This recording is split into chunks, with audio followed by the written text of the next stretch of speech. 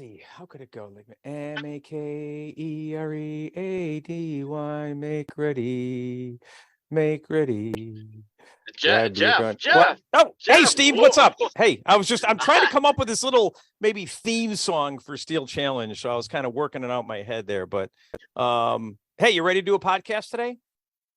I am. I just hope your day job pays you extremely well, because the jingle, although it didn't really speak to me the way that you wanted it to. You and I are the only two that need to know I'm working on that. I'll just edit that part out and we won't worry about it. Okay. So here, let me give us a countdown and we'll start the podcast. 3, 2, 1. Welcome back, everybody, to another episode of the Steel Target Paid podcast. I'm Jeff Jones, and as always, one of my best friends. I'm Steve Foster. Jeff, you cracked me up today. Hey, you know what? If people are laughing with me or they're laughing at me, at least they're laughing. So, it works out for me in the end. So, how was your Father's Day weekend, buddy? Did you guys do anything?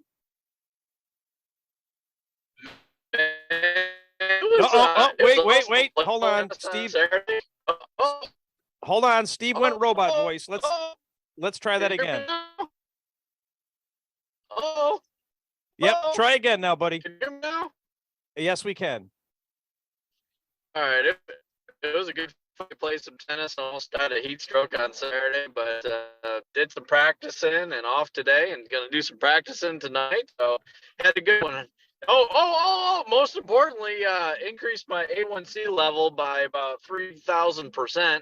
My mom made some fudge and lemon meringue pie, and oh my goodness, it was intense. It was intense. How about you, Jeff? You have a good one? Well, we had our monthly match on Saturday, which was great, and then we actually ran first responder games after that. Unfortunately, I got a call from my dad in the early afternoon, and I had to run to go help him.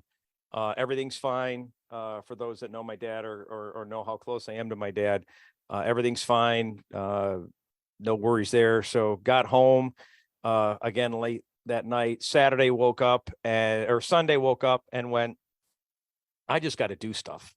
And so, you said you almost passed out playing tennis. I almost passed out from heat stroke, cutting the lawn and doing all the outside work. But we both have pools, and I don't know about yours, but mine felt great when I jumped into it. Is that time of the year? It's been actually kind of cool out, or cooler. 90 degrees in the shade. It was a warm one for sure. All right, Steve, we're going to keep going with this version of the podcast, but we might cut it short because your connection is not so great today. So we'll see how it goes. Anyways, what I was going to, one of the things that we talked about it last week, it was the elections. Steve and I have actively made a decision as the podcast that we are not going to necessarily get behind any one candidate from the podcast perspective. We're staying very neutral, but we are telling people to get out there, read the bios, listen to the podcasts, do your best to do your background and vote. Let's see if we can get more than 30% of the people to vote. And Steel Challenge shooters, you comprise a good amount of the membership. Get out there and read that email, get that email, click that link, and make your vote heard. The other thing we were going to talk about is just some of the upcoming events. We've talked about the different matches that are coming up. One of the big ones specifically that Steve and I are looking forward to is the Area 6 event. We talked about that last week. Get out there, sign up. I'm not sure why people don't sign up until the last minute. I know for West Florida, I had 30% of the people sign up in the last 3 weeks, and it was great and getting people in the match. But as a match director, you'd much rather have them there sooner for easier planning with food and awards and such. So, well, Steve, I see you're back. I've been trying to ramble here until you get connected. You are muted. Can you hear us and can you talk? I can, Jeff. Sorry about that. Trying to multitask, had an errand to run, and I'm gonna pull over here in just a couple minutes when I get to a safe space where I can get good internet. I don't know what's going on, man. Usually this area is pretty darn good. I muddled through. You know how hard it is for me to like just talk off the cuff and make up stuff. So I think I did a pretty decent job there. So so one of the things, Steve, we started talking about last week, which I think is a really good topic, is just overall gun maintenance. And, you know, like this weekend, yesterday, last night, I had you know, kind of a Zen time, and the heat had cooled down, went out in the garage, turned on a fan, turned on a podcast, and started cleaning guns.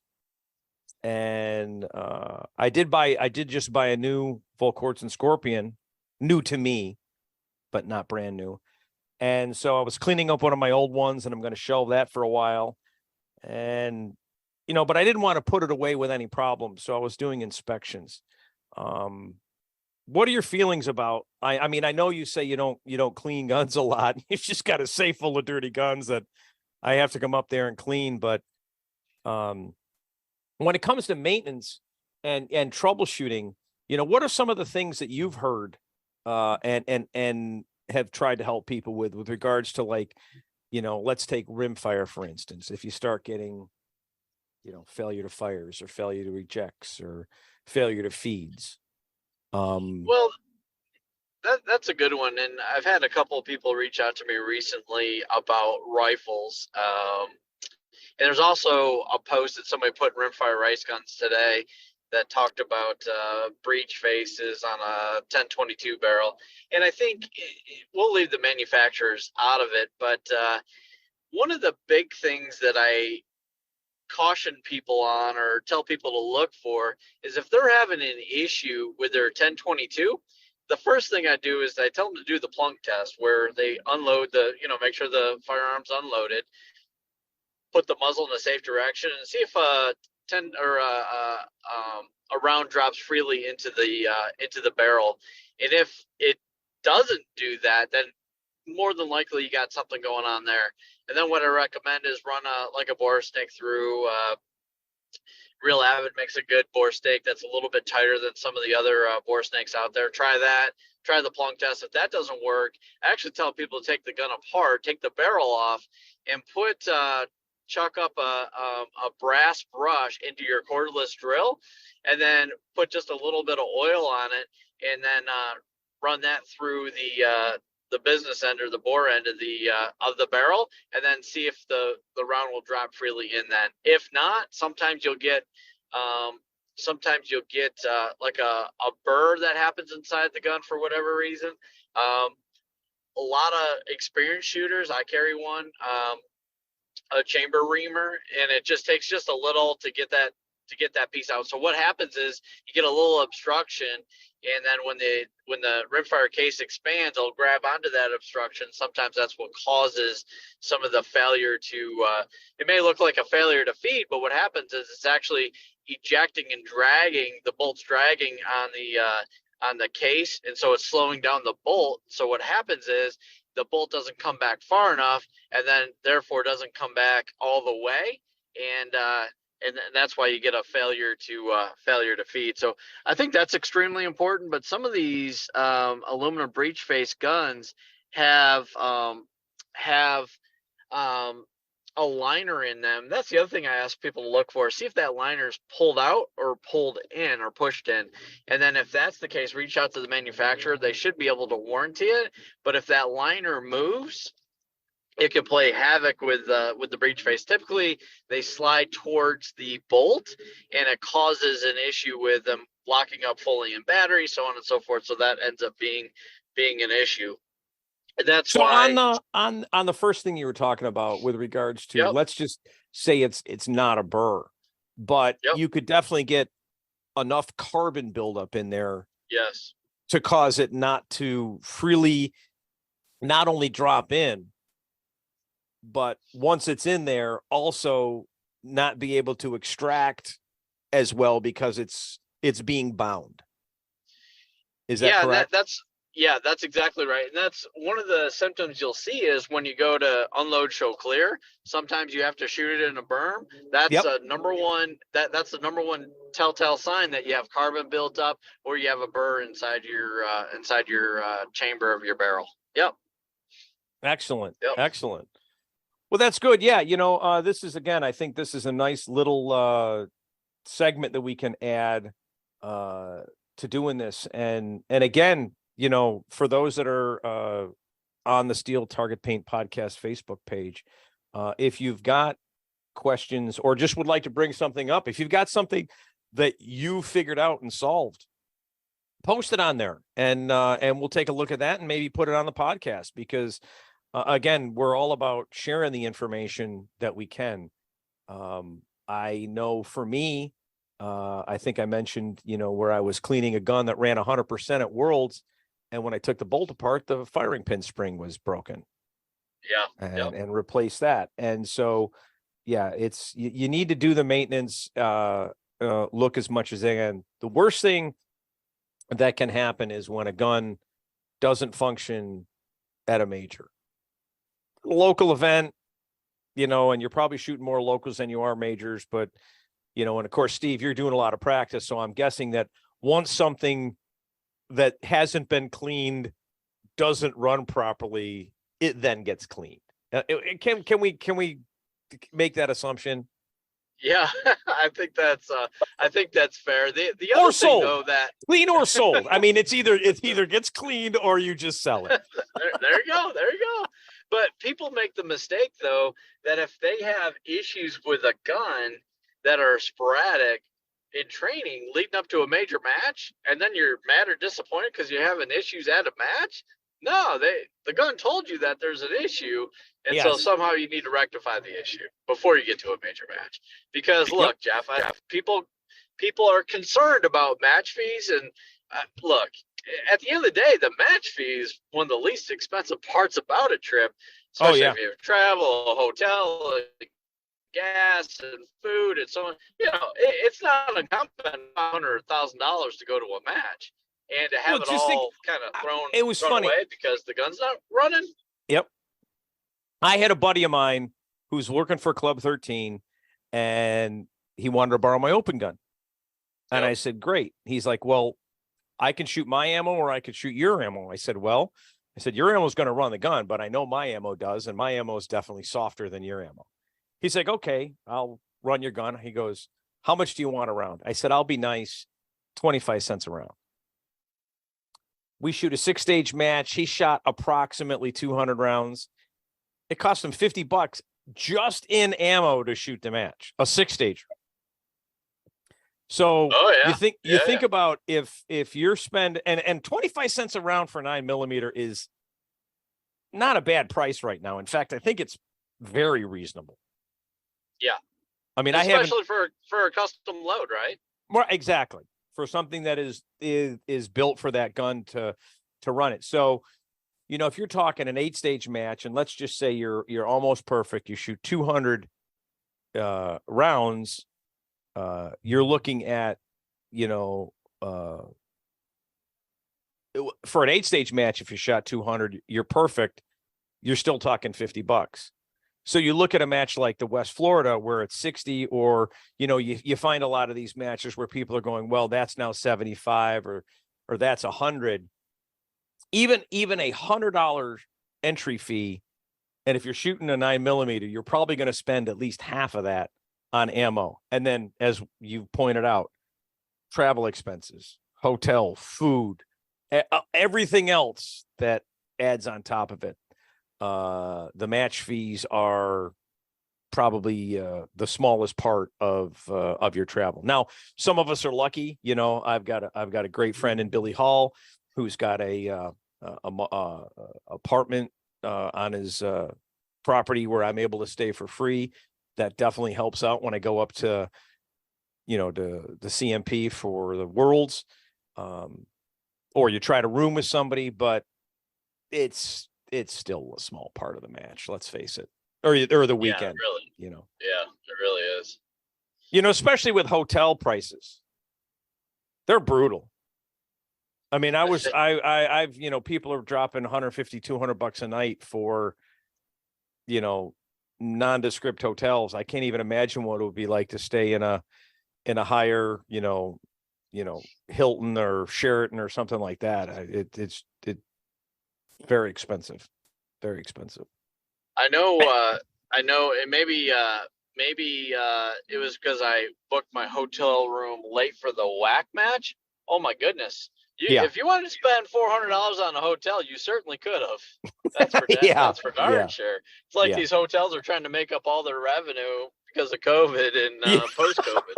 It's crazy. It's crazy. Yeah. And you know, the unfortunate thing is, you know, people are willing to pay it, and then they go, well, we could have made this all along. You know? Yeah. I mean, that's where it scares me. And it's like, will primers ever get back to, you know, 3 cents a piece? Oh, if we're willing to still pay, you know, 7.5 right now is probably the best. You might be able to find 7. And that's if you got a buddy.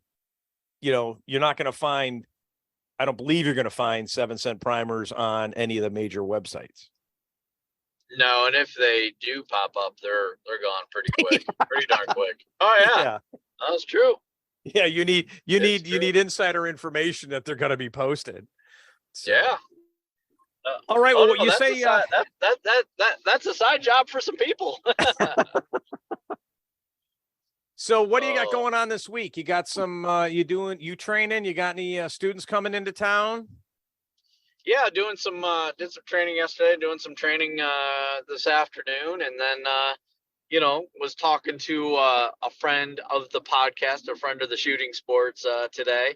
We were talking about Rimfire Nationals that's going to be held at Orsa. I think it's the end of September, beginning October, somewhere in there. I'm not in front of my computer, but saw a post out there. Eric Madsen, Team Nordson, those guys have been a friend of Steel Target Paint since day one. They're great people. Great people. And, you know, it was interesting. This person asked me, they said, so why are some people worked up about this match? And well, that's the question I asked them. And you know what he said? He says, hey, how about we just go out there and shoot and have fun? Let's do that, you know? Yeah. It's Steve, a match that's got what? You don't shoot USPSA. You don't shoot USPSA, right? It's been a while since I've shot USPSA. That's great. But you got nothing against it, right? No. I don't shoot IDPA. I have the utmost respect for PRS shooters or bullseye shooters. Oh yeah. Or the cowboy shooters for what they do. Okay? I can't do it. I don't choose to do it. But I think it's great that they're doing it. So yeah, I'm kind of taken away. I think I've been maybe out of the loop on some of that stuff. I didn't see anything on this, but yeah, it would take me aback going, if you don't want to shoot it, don't go. Keep your mouth shut. Let people have fun. And that's what they're going to do. Yeah, and I don't know exactly the source of the heartburn. You know, and I'll speak transparently because we're all friends here on the podcast, is, you know, John Suter, which is a good friend of mine. He's an amazing guy. He you know, like we talked about in a previous podcast, I feel like the Steel Challenge historian. When I started shooting in 2016 competitively, John was at the top of the game. And, you know, at the time he was in his late 50s and he was he was killing it. I mean, you know, shot 70 left and right. And, you know, so I've been friends with him for a very long time. So I believe he was the match director, if not the range master at World Rimfire for RCSA back when it was NSSF. Him and I used to shoot that together, but and it was held at Orsa, the range there in Tennessee. Yep. And they did it for 2 years. And Rimfire Challenge is making a move back to where I call home, because That's where the first couple of World Rimfire matches, when NSSF had it, was at Cavern Cove in Alabama. Great range that those folks can run a match as well. I mean, they're just people, great layout, great setup. And I think, this part I'm making up, I hate to make stuff up, but I'll throw it out there. But I think that, the Orso group loved to have a big match. And so they said, hey, let's do something new and different. And which I support, Absolutely. Look at ahead. what if Ed White had listened to people going, we don't need a new steel discipline, Metal Madness wouldn't even exist. And exactly. Look at how exciting that's become. Exactly. I haven't had a chance to shoot it yet just because it doesn't get shot in this area and it's a real hike for me to get up there, but someday I will. But I think the concept is amazing. I mean, and you can go down the line. Just this year, they started Shoot Sig. Have you heard about Shoot Sig? Absolutely. Down there in Florida. Shannon Smith. Yep. Shannon started that. In fact, they're having an entire Shoot Sig is going to be at Karyoptics Nationals if anybody's going to be going there. Perfect opportunity to give that a try. And it follows the kind of the Glock GSSF match mentality, that it's something that's meant for everyone to be able to come out and shoot your gun, which I think is great. You, me, everybody else who's got, a competitive nature turns that kind of stuff into a competition, but that doesn't mean those other people cannot just have fun doing it.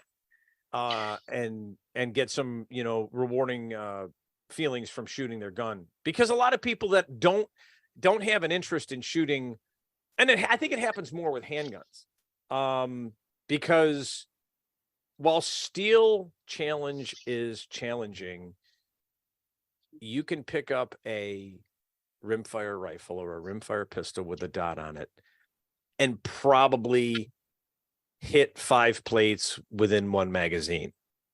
Right. Okay. USPSA, very different. Because of the draw, because of the movement, because of the fact that you're shooting a at minimum 9mm pistol, it's a different game. And it's harder. And so that's where the things like the GSSF and the Shoot Sig come along, where these people who've got SIGs but have never had a chance to shoot it in any kind of a competition can come out in a very relaxed environment and have fun. It's there's a plate rack stage, there's one paper stage, and then there's another static steel target stage. And they've got, if you don't have a gun, they've got the guns there. I don't have a SIG 22, so I wanted to shoot it, and so I rented a SIG 22 and shot it for the match, and it was a lot of fun. So at the end of the day, here's my perspective, and this is the perspective of the person that I was talking to earlier this morning, is that if people are getting out there and shooting, how can it be a bad thing? That's number one. Number two is, I bet you if you went to shoot this national match, and we say it's a national match, which brings a level of clout to it, but any match in rimfire that you shoot that I've been a part of, and I've shot most of these disciplines, and I'll get to that here in a second, but it's more of a family atmosphere, right? Yep. Is to go to this national level match and try something new. How many people have shot Metal Madness Unlimited? Probably not a lot. And you know what? Ed endorsed Eric to make Metal Madness Unlimited, and I believe it's the Unlimited side that they're going to do at this match, shoot a couple stages of it. It's great exposure to Metal Madness. If you've never shot a Rimfire Challenge match before, you know what?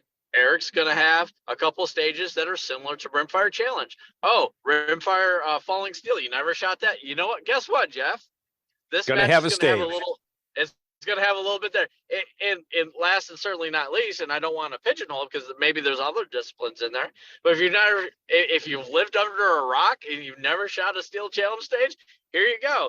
So you've got a national match that has all these different variances of these shooting sports. Yep. How is that a bad thing? How is it a bad thing?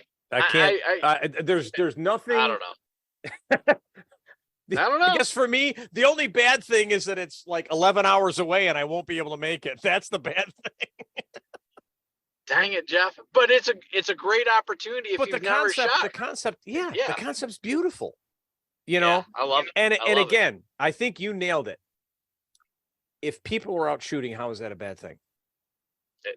Hey, we're out there exercising our Second Amendment, brother. How could it be bad? And it's funny too, because, we pump our chest with, Steel Challenge, and we have, 700 people shooting the match, and, Rimfire Worlds is a good sized match, and Metal Madness is putting, I don't know how many guns through. And I always get a kick, because then you've got SASP over there going, oh, that's cute. We just had like 1,700 kids come through. Yeah. But they're getting people introduced to the sport. That's the wonderful thing about SASP it's similar to Steel Challenge. Yep. Defined stages, so on and so. But who cares? Well, is it a knockoff Steel Challenge? Who cares? They're getting these youngsters out there at a young age shooting guns. How is that bad for anybody? And then once they graduate out of SASP, are they going to shoot Steel Challenge? Yeah, there's a lot of crossover. There's more crossover now than there was 3 or 4 years ago with SASP. I agree. There's people shooting Steel Challenge. So how is that? I was surprised when I first started how many of the SASP shooters didn't shoot Steel Challenge. And you're right. It's much more prevalent now. Yes. Which is fantastic. But yeah, shooting is shooting, and getting out there and supporting your Second Amendment right to be able to do it.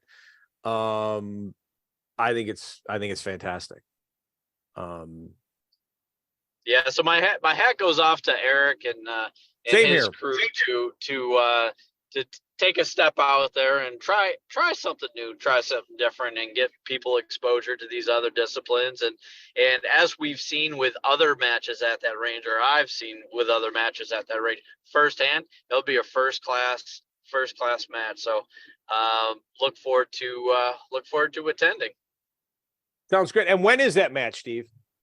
I'm not in front of my computer. I believe it's the last weekend in September, first week in October, but it's somewhere in that time frame. We'll post, I think we brought this up, because Jamie's the Area 6 match is the second last weekend in September. So I think this might be the last weekend in September. I believe so. We'll confirm that, and we'll post a link out there if it's up on Practice Score yet. I'm not sure if it is. I know that Rimfire Challenge, like we talked last week, just went up, and it looks like they're filling that match up, which is good. But I think it's a week or so from that match. Excellent. Maybe 2 weeks from that match. We'll get that and either have it on. We'll point it out on the next podcast, or get something posted on the podcast page. Well, Steve, you know what? I don't know about you, but today is Juneteenth. I am fortunate enough to have a day off. I know you're in the car, so you're not working. So I say we go back and enjoy the rest of our day. We'll get this podcast out to everybody to listen to, and I hope to see you soon, brother. Sounds good, man. It was good talking with you, Jeff. Take care. All right. Hey, wait a minute. That was See, close. I'm jumping the gun. How do we end every podcast, Steve? Go to rangestore.net and discount code STPodcast10 for 10% off. All right. Sounds good. Steve, drive safe. We will talk to you soon. All right. Take care, man. All right. Bye-bye. Bye.